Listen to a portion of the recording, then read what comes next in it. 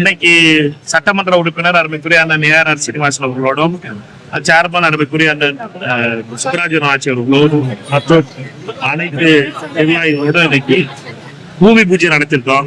3 இடங்கள்ல இன்னைக்கு பூமி பூஜை நடக்குது.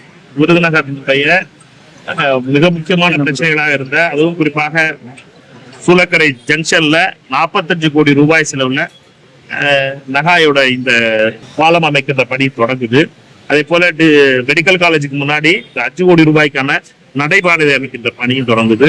அதே போல வடமலக்குறிச்சி 2 பகுதியில சர்வீஸ் ரோடும் புதிய பாலம் அமைப்பதற்காகவும் 18 கோடி ரூபாய் செலவுல இந்த 3 திட்டங்களும் இன்றைக்கு பூஜை பண்ணி ஆரம்பிச்சது. இது நீண்ட நாள் கோரிக்கையாக இருந்துச்சு. உங்க எல்லாருக்கும் தெரியும், 2004 அவருக்குரிய மன்மோகன் சிங் அவர்களுடைய ஆட்சி இருக்கும் பொழுது திரு TR பாலு அவர்களுடைய பெரும் முயற்சியால் இந்த சென்னையிலிருந்து கன்னியாகுமரி வரை இருக்கின்ற இந்த NH அமைப்பதற்கான மிகப்பெரிய பணி தொடங்கியது.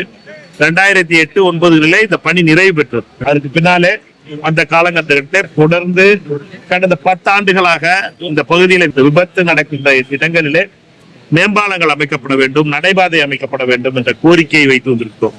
கடந்த 2019 மீண்டும் வெற்றி பெற்ற பொழுது இந்த பகுதியினுடைய அமைச்சர் திரு KKSR அண்ணாச்சி அவர்களுடைய வலியுறுத்தின் பேரில் தொடர்ந்து 2 முறை மாண்புமிகு அமைச்சர் நிதின் கட்கரி அவர்களை டெல்லியில சந்தித்து அவர்களிடம் கோரிக்கையை வைத்தேன்.